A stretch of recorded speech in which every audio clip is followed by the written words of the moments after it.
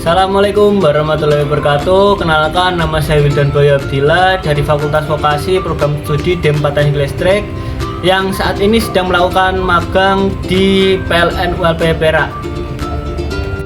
Pada saat awal-awal magang, saya dan teman-teman saya diarahkan oleh pembimbing lapangan untuk masuk ke dalam divisi teknik.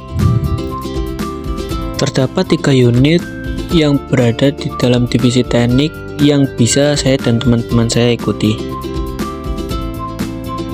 Yang pertama yaitu Harabas, yang biasanya berfokus pada pengamanan pohon yang mendekati area jaringan tegangan menengah.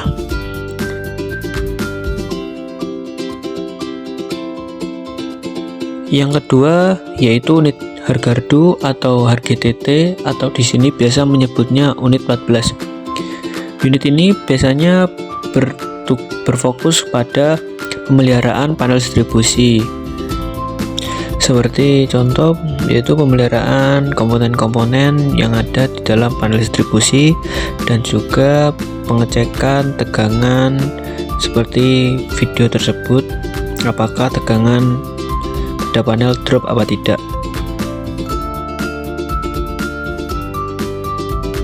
Yang ketiga yaitu unit Yantek atau pelayanan teknis.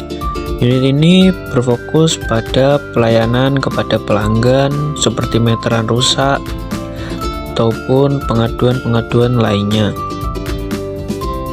Selain pada 3 unit yang saya sebutkan tadi, saya dan teman-teman saya terkadang diajak oleh supervisor saya atau pembimbing lapangan saya untuk mengikuti kegiatan-kegiatan lainnya seperti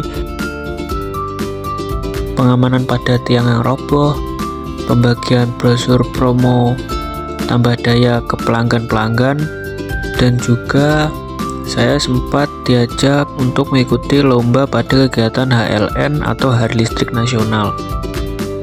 Setelah beberapa bulan berjalannya magang, kami sempat berdiskusi dengan pembimbing lapangan terkait alat apa yang cocok dan mungkin berguna bagi PLN ULP Perak ini. Dan pembimbing lapangan kami menyarankan untuk membuat alat monitoring kelembapan kubikel karena sempat ada kubikel yang mengapur di area PT Bimoli Perak.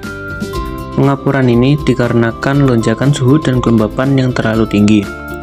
Mitra berharap dengan adanya alat ini, suhu dan kelembapan bisa lebih mudah dipantau dan juga bisa meminimalisir kasus yang sama.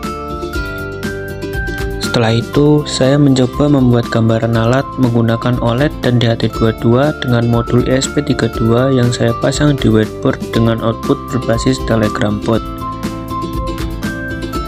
Jika tersambung, maka muncul notifikasi seperti berikut, dan jika kelembapan melebihi di atas yang ditentukan, maka akan muncul notifikasi peringatan seperti berikut.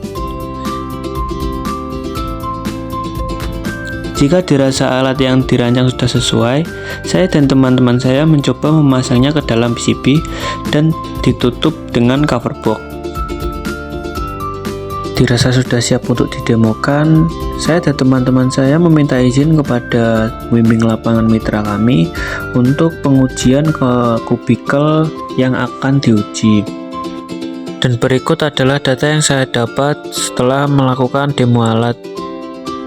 Berikut adalah wawancara kami terhadap pembimbing lapangan mengenai kinerja kami selama 4 bulan magang dan evaluasi alat yang telah kami kerjakan. Udah sih lancar-lancar aja ya, komunikasi juga jalan ya, mudah-mudahan cepat selesai. Mini projectnya CSR masih bisa dikembangkan. Kalau teman-teman mau tadi kemarin saya diskusi juga kan mau lanjut di tahap skripsi bisa juga sebenarnya mini projectnya, walaupun mini project ini kan simple, nanti kalau sampai kembangin lagi itu bisa skripsi, cuman parameternya mungkin lebih banyak dan dicek juga lebih banyak, tapi itu masih bisa.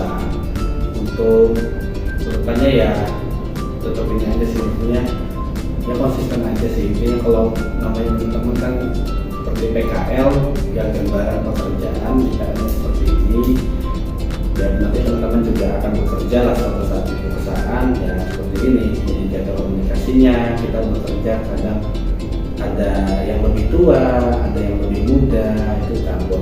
memberikan sebagai teman-teman gambaran nanti di lokasi kerja seperti apa. Mungkin dari nggak kaget gitu. Yang pertama itu adalah telekomunikasi, ke atasan gimana komunikasi yang baik, ke bawahan maupun bawahannya itu yang lebih tua kita gimana cara komunikasinya, bawahan yang muda kita gimana cara supaya merangkulnya, kombinasi antar bagian dan sebagainya. Begitu sih. Kalau untuk selama ini teman-teman ya udah baik sih, support pekerjaan lain juga asik, juga kita kerja bareng-bareng seperti itu. Mungkin berlanjut ya teman. Mungkin pertanyaan terakhir Pak dari saya. Kalau menurut Bapak yang bekerja di PLN ini mini project kita itu berpengaruh nggak sih Pak? Kalau mungkin kedepannya digunakan oleh PLN ini berpengaruh tuh nggak sih Pak sebenarnya mini project kita? Dalam artinya berpengaruh seperti ini. Kalau di PLN itu kan tentunya perusahaan, pasti kita di PLN itu juga sama banyak inovasi, tetapi tadi dari PLN itu pasti menghitung antara yang diadakan sama benefitnya itu dihitung. Kalau PLN itu kita memakai ini benefitnya berapa persen buat perusahaan seperti itu. Kalau saya bicara dari sisi total manajemen ya, tapi kalau saya bicara sisi teknik itu otomatis sangat berfungsi ya, apalagi kalau udah kubikelnya udah banyak nih. Nah teman-teman bikin pemantauannya, selama ini kan kita mengecek suhu kondisi di dalam kubikel itu kan hanya perlu dicek pakai termo, bahasanya kudu nyuruh namanya tim inspeksi. Kalau cekin kubikel gimana kondisi di dalamnya, termo di dalam, dicek suhu kelembaban minyak. Bahkan kalau kita mengecek heater pun itu harus mati kubikel, bahasanya seperti itu. Tapi kalau pakai alatnya sampean itu bahasanya kalau sudah dikembangin kan kita cukup monitor dari kantor nih. Oh iya suhunya segini, berarti heaternya nyala. Jadi kalau suhunya kok dingin ya jam-jam segini, wah kemungkinan heaternya rusak nih. Kalau kita bisa terlihat tanpa kita harus ke lokasi. Gambarannya kan seperti itu. Gambarannya di PLN itu banyak kubikel yang tersebar. Kalau setiap kubikel itu udah punya alat pendeteksi sendiri seperti suhu di dalam ruang kubikelnya, segala macam, kelembaban. Mungkin yang saya sampaikan juga seperti suara arus bocor, segala macam, suara derik ya, suara arus bocor, treson. Nah, itu mungkin lebih enak. Kita tanpa harus nyuruh orang, kita udah bisa monitor ini. Dan kita bisa memadamkan pelanggan dengan sesuai kebutuhan nih. Jadi kita saat ini kan di PLN itu tetap kita mengecek pelanggan 1 tahun sekali, tapi kan kita nggak tahu nih, mungkin baru dipelihara bulan segini, kita nggak tahu heater yang mati bulan depan. Jadi kalau monitor yang udah online, kita kan nggak perlu, oh ini mati kita langsung menuju tanpa harus menunggu peralatan yang rusak. Kalau dikembangin, saya rasa sangat berfungsi sisi teknik. Nah, tapi balik lagi ke dalam project, kalau bentuknya sisi manajemen pasti dihitung nih pengadaan alat itu berapa rupiah. Kan yang penting ada perlu maintenance seperti isi kuota ya, itu berapa rupiah dikeluarkan dalam 1 bulan, itu sebanding nggak sama yang kita melakukan pemeliharaan. Sekarang seperti itu menghitung benefitnya. Tapi kalau teknik ya pasti sangat berfungsi. Karena udah IoT ya, bahasanya IoT, dan data sendiri juga sudah mengarah semua itu sistem IoT. Itu sih. Ada tambahan? Cukup, suaranya jelas. Terima kasih Pak Fauzan. Ya, sekian dari kami. Assalamualaikum warahmatullahi wabarakatuh.